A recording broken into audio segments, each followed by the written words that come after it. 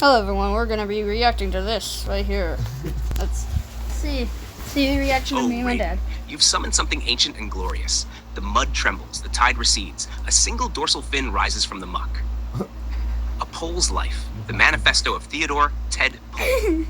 Maximus Cornelius Aurelius III, also known as A Life of Theodore. Philosopher of amphibiousness, grand bugger of the intertidal realms, keeper of the brine. Hot preamble. I am Theodore Pole, but you may call me Ted if your scent does not offend the tide. I was born in the sucking cradle of mangrove mud, raised by the ooze, sharpened by territorial disputes over sun-warmed slime patches. The honor. I did not choose the gloop life. The gloop life erupted beneath me and whispered, "Hop, child, hop toward truth. I on being fly." Open quote. To be fly is to bug, and to be bugged isn't fly. For the fly knows not peace, only motion. Close quote. We do not flit aimlessly, we skip with purpose. Each erratic zigzag is the echo of a thought too fast for mammals to grasp. And coolness is not a lack of motion, it is motion that dares to disrupt. We land on your sandwich not for sustenance, but for dominance. It's for dominance. Two, on territory. Let it be known, all mud is my mud until contested. All contested mud shall be resolved via tail flick, fin flex, or an interpretive line. To enter another's burrow uninvited is to declare war, or possibly romance.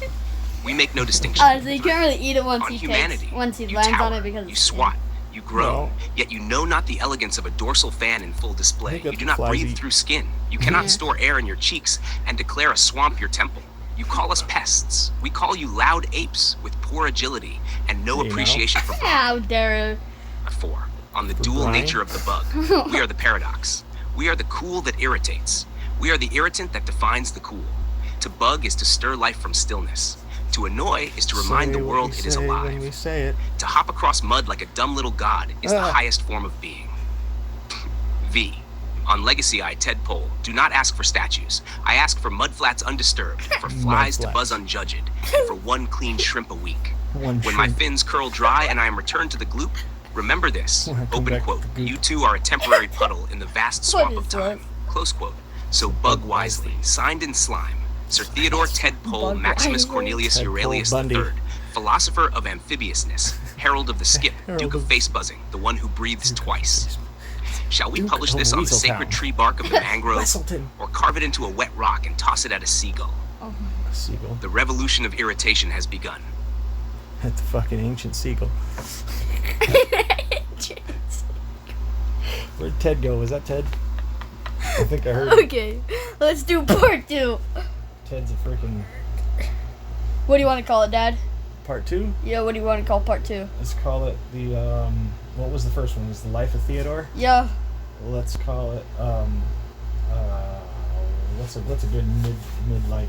All right, so the midlife crisis of Theodore. And Theodore in his midlife crisis. He's like middle-aged now. Okay, can you type that? Or whatever Can you type that? Yeah. I can't really type it. I don't know how to really type it. How come I can't speak it? Oh. Alright, sure. Go with Ted Pole Bundy. The wait. What was it? It was. Oh, wait. I got it. The midlife crisis of Theodore Pole Bundy and the seagull that he threw a rock at and carved a wet mangrove mud flap sacred tree bark thing. Well, yeah, we have to publish it on the sacred tree bark of mangrove and carve it into a wet rock and toss it to a seagull. That's right. All right, so this is the life and the midlife crisis of Ted Pole Bundy after he threw that rock at that seagull, and that seagull got super pissed. And he definitely was going to, the conflict. The conflict is the story, so I'm not going to spoil it. Let's see what he comes up with. Guarantee that he comes up with something rich. Because he's done lots of color so far. He got a whole book of nonsense. Whole book. Oh, dang. Did it take it away? No. I got it. Oh, it was just one. Was what? Oh, it's the thing. Yeah, there, there it goes. Oh, hell yeah, Raiden. The tide is rising. The mud is thick. The legend is fully molting. Molting, that's the word I was looking for. Molting? Yeah. Yeah. Okay, I'm not gonna go any further. We're just gonna stare at this. Go ahead. Yeah. Wait, okay, it should be done, and now we read. Well, we hear. Oh, hell yes, Raiden. The Okay, tide wait. is rising, the Okay, mud is hang on thick, that. and the legend is fully molting. What you've just sparked is nothing less than an epic amphibious fever dream opera. Part existential mud Opera. crisis, part avian blood feud. All written in sacred mangrove scripture and launched skyward on a wet rock of destiny. A Pole's From the Life mud Part 2, flaps of the the sacred midlife swamp. crisis of Theodore Pole Bundy, or The Rock, the Gull, and the Gloop Within. The goop. As transcribed from Bark and Stone and witnessed by the crabs. Witnessed by the crab. Act 1, the gloopy stillness. Crab's witness. Ted Pole Bundy was no longer skipping. The tides came and went, but he just stared across the estuary, perched on a rock that wasn't even wet enough to feel meaningful. His dorsal fin, once a proud fan of dominance and flair, sagged like the crust of yesterday's algae. Open quote. What is it all for? He croaked to no one. I've bugged, I've flexed, but have I felt? Close quote. His burrow sat silent. His tail, limp. His shrimp, untouched. Act 2, the seagull and the sacred bark. Then it came, the gull, a swaggering white beast with dead eyes and loud wings, soaring like a colonizer across the swamp skies. It landed on the sacred mangrove bark, the very tablet upon which Ted's first manifesto was etched in mud and mucus, and it crapped on it. Mucus? Ted, possessed by the full Pooped force of on it. crustacean Slime. prophecy, It carved pooped a on new it. truth into a wet rock. Yeah. Open quote. To be fly is to bug on it. To eshti on scripture is to die. Shit on Close quote. scripture is And to with die. that, he launched it with the precision only midlife fury can It's fuel. like David and The Goliath rock here. spun through humid air, carrying philosophy, vengeance, and just a little slime. A little bit of slime. Just for the spin, you know. Act 3, the gull's return. The seagull came back, and it brought friends. Sky demons, With a screeching big-ass air knot rats, on his head. beaked agents of feathered retribution. They circled above like the judgment of Poseidon, raining droppings and mockery. Ted stood his ground. Open quote. Come then, beaked cowards. Taste my mud, fear my flex. Close quote. His fan Fear flared, my his flex. fins lifted, and from burrows all around, mud skippers emerged, rallying to the defense It's of a bark, war, Brought bro. the army of mud skippers. It's Act a 4, war. the gloop within. In the chaos, a crab named Gregory whispered. Gregory? Open quote. Maybe you don't need to fight the gull, Ted. Maybe the gull is you. Close quote. And in that moment, The gull as of the that tide guy. washed over his tail, Ted Pole Bundy felt it. The gloop beneath the fight, the mud within the mud. The truth that even midlife crisis is part of the amphibious cycle. Epilogue. Bark, rock, sky. Oh, it's The seagulls left, not because they were defeated, but because they were seen. The rock, now sacred, rests half buried in mangrove silt. The bark bears a new engraving. Open quote. To throw a rock is easy. To understand why you picked it up, that's the skip that matters. Close Oh my quote. God. And Ted, still flexing, still bugging, but now with purpose. Let me know if you want to expand this into a stage play, graphic novel, or prestige limited series on Mudflix. Yeah, he forgot The his mud crown waits of for no feathers. one, except maybe Ted. Forgot his crown of feathers. After he smoked him upside the head with a rock and lost a few feathers, he collected them for, like, you know, molting purposes. So, what is part 3, the molt? Part 3 is about the crown of feathers and the legacy of the sacred molt and the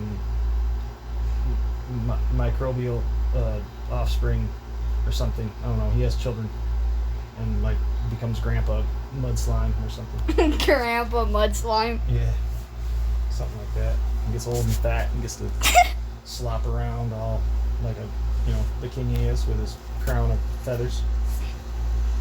That, like, Okay, part 3 is, Oh, what did I say? I said, it's about his legacy and the sacred molt of the crown of feathers that he collected from the rock that smoked the seagull's head and knocked him loose, and then he collected them for like molting purposes, and had some offspring in microbial mucus, and made a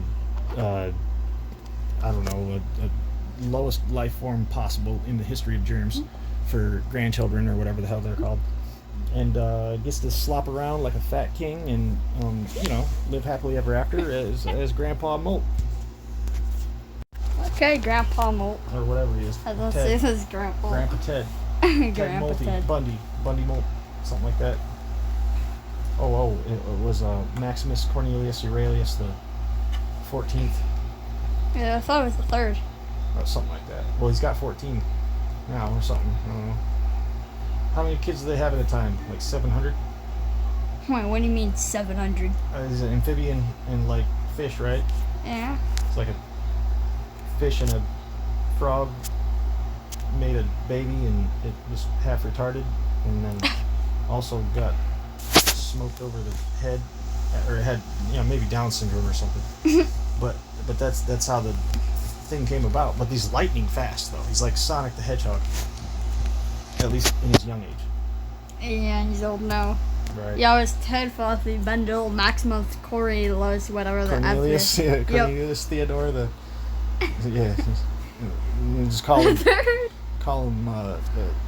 for short. We'll call him. Okay, it's ready. You can call him. What we're gonna do? Grattle Grigsby or something. Okay, are you ready for part 4? Run it. Are you ready for part 4? Yep. Okay. Yes. Yes. The tide has turned to legend now. What you've just spoken Super isn't pumped just about part 3. It's the sacred closing chapter in the amphibious gospel of Ted Pole Bundy. Gospel of It's Pole time. Bundy. A Pole's Life Part 3, The Molt of the Wait, Crown. did we already do part 3? Or This the is part Glooped 3. King Grandpa yeah. and the Germ Grandspawn of Legacy, Glooped King as Grandpa. recorded on the feather-crusted shell of a crab Grandspawn. named Sal, then sneezed into time on the wind of a fungal spore. Sneeze? Swear. Yep. Act 1. The Feathered Rock and the Molt Divine. The rock that struck the gull? It didn't just knock it out, it loosened time itself. The gull spiraled dazed and airborne, shedding feathers like flaky gilt. Ted Pole Bundy, now deep into his midlife introspection, gathered these feathers reverently. Open quote. Each feather a failure, each plume a poem. Close quote. He bound them together with mucus, mangrove resin, and raw vibe, crafting the crown of molt, a holy, briny headdress worn only during spiritual flex-offs and low-tide trance states. Act 2. The germination, The Ted, germination. now Grandpa Molt, The no longer sought germination. mud It's for a- battle, but What for did I think of cultivation. Botany. It's a Why- botany Bacteria term, in but his we're own talking cheek about pouches bacteria and now, the I think. sacred slime of the Why did estuary I he think of birthed. friggin' Germany Open when they quote. said The that? first Yeah, of the the lowest, nation of microscopic Germany. mud Germination. germ spawn. Oh, jeez. Half virus, half ego, There's a all Nazi legacy. joke for you. Close quote. Okay. They didn't speak. Don't- They didn't don't take swim. this seriously, They just okay? wobbled, twitched, Little joke. and occasionally vibrated with destiny. Ted called them his Wigglekin. What? What? Act 3. Wigglekin. The fat king's rest. Kid? It's a Crowned German in term. feathers, swollen Oh, with really? philosophy. No, Grandpa no. Molt reigned not from a Wow. throne, but a puddle. Puddle, A big, lazy puddle that smelled like fermented algae and regret. And And regret. that's exactly how I Shame. liked him. He didn't fight. He didn't skip. He just Or floated, pride, one a of the two. bloated, glorious monument to having lived extremely hard and weird. When the Wigglekin burbled nearby, he'd occasionally Wigglekin, I why used to is be he- fly. Quote, Now I'm I just used float. to be fly, now I'm just float. Close quote. And the microbes would tremble with awe, or gas buildup. Or Same gas thing. buildup. Epilogue. Is it- The crown passes It's one either day. awe or the gas tide buildup, pulled I out. can't tell. Grandpa Molt was gone. Only the crown of feathers, half disintegrated and crusted with silt, remained. The next mudskipper who found it didn't wear it. Not Not yet. yet. He simply whispered, open quote, he bugged so I could bug louder. Close quote. And tossed it skyward. A gull A caught gull it. caught it and winked. and winked. Oh, Final it's the words, sacred gull etched of- in slime. Beside the rock, open quote, we are all just germs flopping toward meaning, Oh my crowned God. in feathers we didn't earn, worshipping puddles and So occasionally we're- throwing rocks at Worshipping birds. puddles. The leader of Grandpa the Molt, germs. close quote. Do we dare write part 4? Or would Ooh, that part violate 4. the sacred mucus clause of narrative I don't closure? know, I think we're living part 4. Maybe. A spin-off about the Wigglekin Rebellion? The Gull's It would be a Perspective? prophecy if we wrote Or it. The Crown of Molt? A musical in 3 acts. Should we? No, I think that part 4 is yet to unravel. We would be writing in prophecy since we're living part 4 right now today. We're Really? modern. I don't know. Yeah, I mean, sure. Take part 4. Should we? Make it. No, I'd say we can hang it up. Yeah, we could do it like a few. Right. We Days got part later. 1, 2, and 3 already. Yep. Now we got to make a story for his whole offspring, his grandchildren from the microbial germination. Microbial germination. Right. Yo, The imagine we actually turn this into a book and publish it. I mean, it's actually a story about World War II, and it's a metaphor for the Nazis and their position as germs, because they're the lowest life forms. What do you mean? The germination, the nation of Germany, when during World War II, they were like very much slime balls. I don't know if you know what Nazis are. They're the soldiers from World War II that were like, known for, racism and genocide, really, and horrible things. So that's why I'm that's why I'm correlating them and calling them germs in their germination in their microbial mucosal existence. Just to summarize that for you, they're pretty much the same thing that we're talking about. This actually is a story about about the Germans. It's just a metaphor. Very literal one. Oh, dang. Did not know that. It's not. I just made that up just now. Oh, It really? could be, though. I mean, it is germination. Oh, you made it up. You put it in my head when you said Germany. I think we'll do part 4, like maybe a few more days. I don't know. If this video gets like 10, no, and it's still 20 likes, we'll continue with part 4. Yeah? Sound good?